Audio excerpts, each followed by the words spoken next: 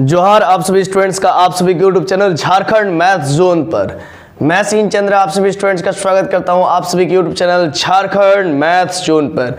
तो प्यारे बच्चों, जैसे कि आप सभी देख पा रहे हैं, लेक्चर नंबर 33 पे हम लोग एंटर कर चुके हैं। सेमेस्टर 2 के बच्चों के लिए चल रहा है डिफरेंशियल इक्वेशन। पेपर का नाम है, चैप्टर का नाम भी डिफरेंशियल इक्वेशन है और यही चल रहा है। और पेपर नंबर 4 है बीएससी मैथमेटिक्स ऑनर्स के लिए, साथ ही साथ बीटेक वाले भी देख सकते हैं और बीई वाले भी देख सकते हैं। जैसा कि आप सभी जानते ही है कि differential equation of the first order but not of the first degree, यही सेशन मैं चला रहा हूं अभी। और क्वेश्चन है कि फर्स्ट ऑर्डर है लेकिन फर्स्ट डिग्री का डिफरेंशियल इक्वेशन नहीं दिया है और आपको इसको सॉल्यूशन करना होगा। इसको सॉल्व आपको करना है। फर्स्ट डिग्री का नहीं होगा तो हो सकता है कि सेकंड डिग्री का हो सकता है कि थर्ड डिग्री का हो, या हो सकता है कि dot dot dot nth degree का हो, है ना, कुछ भी हो सकता है, लेकिन फर्स्ट नहीं होगा। तो देखिए क्वेश्चन ऐसा है इस प्रकार से कि x into y into p square minus x square plus y square into p plus x y equal to 0 कैसे सॉल्व करते हैं ये देखते हैं। सबसे पहले लिखते हैं solution. Given differential equation is x into y p square minus x square plus y square into p plus x y equal to 0। इसको इक्वेशन नंबर 1 लेट कर लीजिए। ठीक है, ये फर्स्ट ऑर्डर का है लेकिन फर्स्ट डिग्री का नहीं है, सेकंड डिग्री का है, देख सकते हैं, है ना। पी का मतलब डी वाई बाई एक्स होता है, तो जो हाईएस्ट ऑर्डर होता है उसी का डिग्री देखा जाता है, उसी का पावर को ही डिग्री कहते हैं। तो highest order d y by x मतलब फर्स्ट डिग्री है, फर्स्ट ऑर्डर है। पी का मतलब डी वाई बाई एक्स मतलब फर्स्ट ऑर्डर का है और उसी का पावर को देखा जा रहा है, तो डिग्री 2 है। तो चलिए आगे देखते हैं कैसे बनाएंगे। तो x into y p square अब बांट देंगे बारी बारी से, minus x square into p minus y square into p plus x y equal to 0। अब यहाँ पर x इंटू पी कॉमन आ रहा है, यहाँ पर भी x इंटू पी कॉमन आ रहा है, तो x इंटू पी कॉमन ले लेते हैं। तो x इंटू पी को अगर y इंटू पी से मल्टीप्लाई करेंगे तो x p into y p multiply करेंगे तो x y into p square हो जाएगा, माइनस इसको इससे मल्टीप्लाई करेंगे तो x into x square into p हो जाएगा, minus x square into p हो जाएगा। और यही चीज़ को यहाँ पर लिख दीजिए और minus y into y minus y square into p, फिर minus minus plus x y हो जाएगा इक्वल टू 0। अब कॉमन आ रहा है वाई पी माइनस एक्स, यहाँ पर भी ये सेम कॉमन ले लिया। ठीक है, यहाँ पर y p minus x common ले लिया तो बचा x p minus y equal to 0।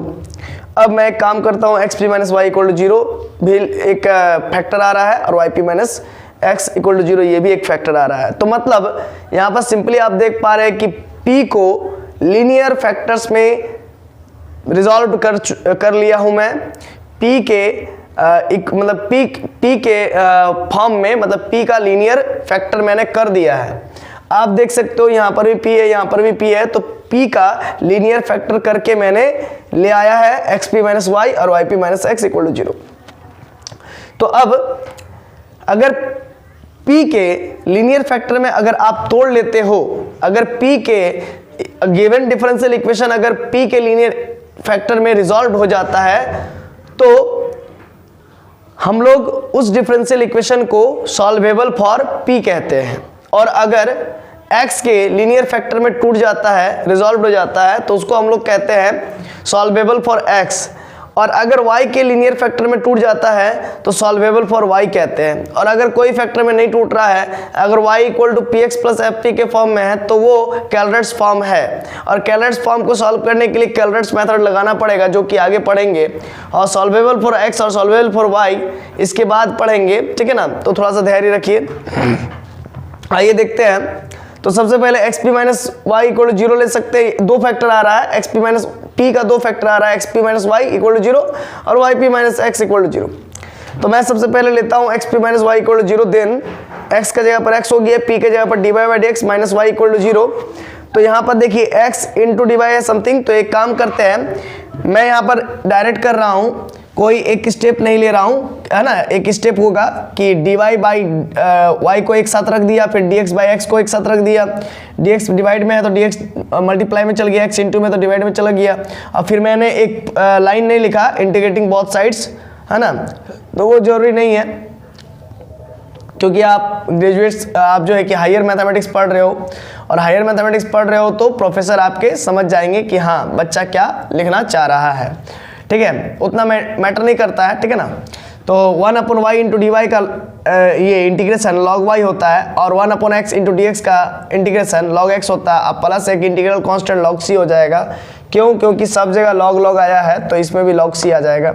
अब यहाँ पर देख सकते हैं जैसा कि आप log y है और उधर log m plus log n का जो प्रॉपर्टी होता है log x इंटू सी है ना, m इंटू n, तो log x इंटू सी हो जाएगा, log x इंटू सी, log log कैंसिल हो जाएगा तो y इक्वल टू एक्स सी हो जाएगा, तो y माइनस एक्स सी इधर आ जाएगा इक्वल टू 0। ये इक्वेशन नंबर 2। इसको इस लीनियर डिफरेंस इस first order but not first degree differential equation का ये पहला सॉल्यूशन हुआ। अब एक और सॉल्यूशन निकालेंगे और इन दोनों को मल्टीप्लिकेशन के फॉर्म में लिख देंगे कंप्लीट सॉल्यूशन यानी कि general solution. If we take, अगर आप टेक करेंगे yp minus x equal to 0, then y into d y by d x equal to x, इधर माइनस एक्स है तो इधर आ जाएगा प्लस एक्स, तो y d y equal to x d x हो जाएगा और इधर भी इंटीग्रेशन कर देंगे, इंटीग्रेशन कर देंगे, हम लिख नहीं रहे हैं तो कोई दिक्कत नहीं है, ठीक है। अगर आप चाहो तो लिख सकते हो, ठीक है ना, आपकी इच्छा। अब नंबर नहीं कटेगा बाबू, ठीक है, नहीं भी लिखोगे तो नंबर नहीं कटेगा, ठीक है, क्योंकि प्रोफेसर समझ रहे हैं, है ना, क्योंकि आप हायर मैथमेटिक्स पढ़ रहे हो तो उतना नहीं देखा जाता है। y का अगर इंटीग्रेशन करेंगे तो 1 + 1 2 upon 2, y square by 2 equal to x का पावर 1 है तो x square by 2 plus c. तो आपके बुक का आंसर में c बाई 2, मतलब कि अगर आप यहाँ पर c बाई 2 लिखिएगा तभी आपके बुक के आंसर के साथ मैच करेगा, है ना। तो जरूरी नहीं, अगर मैच नहीं कर रहा है तो उसके लिए चिंता नहीं कीजिए, ये डिफरेंशियल इक्वेशन है भाई, है ना। हाँ, अगर आप मैच करवाना चाहते हो, जैसे कि यहाँ पर वाई स्क्वायर बाई 2 आया है, एक्स स्क्वायर बाई 2 आया है, तो इसी प्रकार से c बाई 2 भी एक कॉन्स्टेंट आ गया है, अब समझ लीजिए। हालांकि मैं यहाँ पर c लिख रहा हूँ तो उससे कोई फर्क नहीं पड़ता, कोई प्रॉब्लम नहीं होगा, ठीक है ना।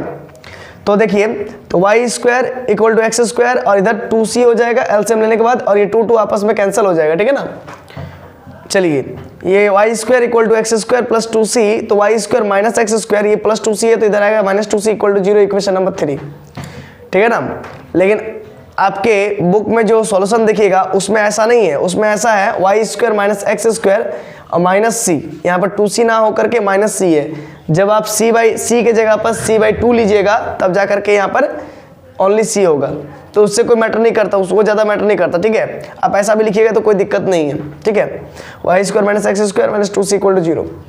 इक्वेशन नंबर 3, ये जो है कि ये दूसरा सॉल्यूशन है इस डिफरेंशियल इक्वेशन का, गिवन डिफरेंशियल इक्वेशन का। अब ये इक्वेशन नंबर 3 हो गया, ये इक्वेशन नंबर 2 हो गया। दोनों को मल्टीप्लिकेशन के फॉर्म में लिख देंगे, y minus x c into y square minus x square minus 2c equal to 0।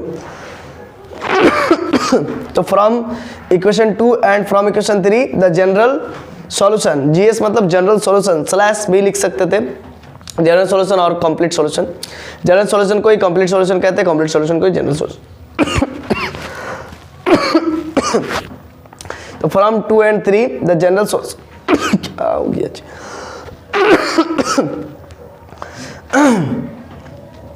From equation 2 and 3 the general solution of equation 1 is, मैं इक्वेशन 1 का ही सॉल्यूशन निकाल रहा था इसीलिए मैं यहाँ पर लिखा हूँ from equation 2 and from equation 3 the general solution of equation 1 is y minus x c, है ना, y minus x c into y square minus x square minus 2c, y minus x c, है ना, यहाँ से, और ये y square minus x square minus 2c equal to 0, ठीक है। ये आपका क्या हो गया, कंप्लीट सॉल्यूशन हो गया, या फिर इसी को हम लोग जनरल सॉल्यूशन भी कहते हैं। Where c is an arbitrary constant, c यहाँ पर क्या है, आर्बिट्ररी कांस्टेंट है, आप लिख सकते हैं। अब आप यहाँ पर कहेंगे एक बात और कि सर आपने यहाँ पर भी एक इंटीग्रल कांस्टेंट c के रूप में चूज किया है, ठीक है ना। इक्वेशन 3 में भी इंटीग्रल कांस्टेंट c के रूप में चूज किया है, और साथ ही साथ इक्वेशन 2 में भी इंटीग्रेशन के दौरान मेरा c ही आया था, integral constant as a c ही आया था। तो 2 बार डिफरेंशिएशन किए तो आप यहाँ पर c1, यहाँ पर मान लीजिए log c आपका आया था, तो यहाँ पर आप c2 ले लेते, है ना, या c3 ले लेते, आप कहेंगे ऐसा। हालांकि इंटीग्रल कांस्टेंट यहाँ पर अपने में अलग है, log c है यहाँ पर, और यहाँ पर सिर्फ c है, ठीक है ना। बावजूद अगर कोई बच्चा कहना चाहेगा कि सेम c है, सेम इंटीग्रल कांस्टेंट है दोनों सॉल्यूशन में, तो बाबू डेरिवेटिव देखो क्या है, फर्स्ट ऑर्डर डेरिवेटिव है ना, क्या है, differential equation of the first order, तो फर्स्ट ऑर्डर है, इसीलिए एक ही इंटीग्रल कांस्टेंट आता है। मैंने आपको पहले ही लेक्चर में बताया था, जब फॉर्मेशन ऑफ डिफरेंशियल इक्वेशन पढ़ा रहा था तो उस समय ही मैं बताया था, ए मच्छर पक यही मच्छर जो है कि गला में शायद घुस गया, शायद नहीं कंफर्म में घुस गया, वहाँ बैठे हुए थे गला में घुस गया। तब से हालांकि लगभग ठीक हो चुके हैं, खांसी कुछ दिन पहले था बट ठीक हो चुके हैं, लेकिन देखिए ये मच्छर घुस गया हो गया।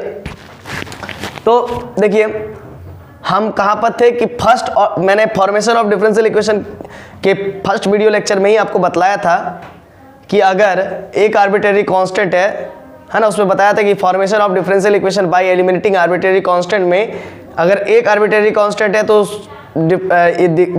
गिवन इक्वेशन को एक बार डिफरेंशिएशन कीजिए और उसमें आर्बिट्रेरी कांस्टेंट को एलिमिनेट कीजिए, तो वो डिफरेंशियल इक्वेशन में कन्वर्ट हो जाता था। अगर दो आर्बिट्रेरी कांस्टेंट है तो दो बार उसको डिफरेंशिएट कीजिए और फिर गिवन डिफरेंशियल इक्वेशन, और अगर दो आर्बिट्रेरी कांस्टेंट है गिवन इक्वेशन में y equal to x c plus y b ऐसा कुछ है, तो उसको दो बार डिफरेंशिएशन कीजिए अगर दो तो आर्बिट्रेरी कांस्टेंट है तो, एंड देन उन आर्बिट्रेरी कांस्टेंट को एलिमिनेट कीजिए, तो आपको जो है कि डिफरेंशियल इक्वेशन का फॉर्मेशन हो जाएगा, मतलब डिफरेंशियल इक्वेशन बन जाएगा। यही पूरा प्रोसेस था। चूंकि यहाँ पर फर्स्ट ऑर्डर डेरिवेटिव था, एक ही बार डेरिवेटिव करना है, फर्स्ट ऑर्डर डेरिवेटिव है यहाँ पर, है ना, हम लोग सॉल्व कर रहे हैं differential equation of the first order, इसी वजह से आर्बिट्रेरी कांस्टेंट सी ही रहेगा, यहाँ पर भी सी ही रहेगा, ठीक है ना, ये बात आप याद रखिएगा। तो ये कंप्लीट सॉल्यूशन हो गया, इसी को हम लोग जनरल सॉल्यूशन भी कहते हैं। नीचे में आप लिख सकते हैं which is required solution for differential equation 1, या आप ऐसा भी लिख सकते हैं which is required solution of differential equation 1, या आप ऐसा भी लिख सकते हैं which is the required solution of the given first order but not first degree differential equation 1, आप ऐसा भी लिख सकते हो, ठीक है ना, एज यू विश। तो चलिए मिलते हैं नेक्स्ट वीडियो लेक्चर में, लेक्चर नंबर 34 में। तब तक के लिए जोहार, खुश रहिए, आबाद रहिए और पढ़ते रहिए, और कामना कीजिए कि मच्छर जो है कि फिर से गला में ना घुस जाए और जो घुसा हुआ है वो निकल जाए, तो अच्छा से पढ़ा पाएंगे, और है ना।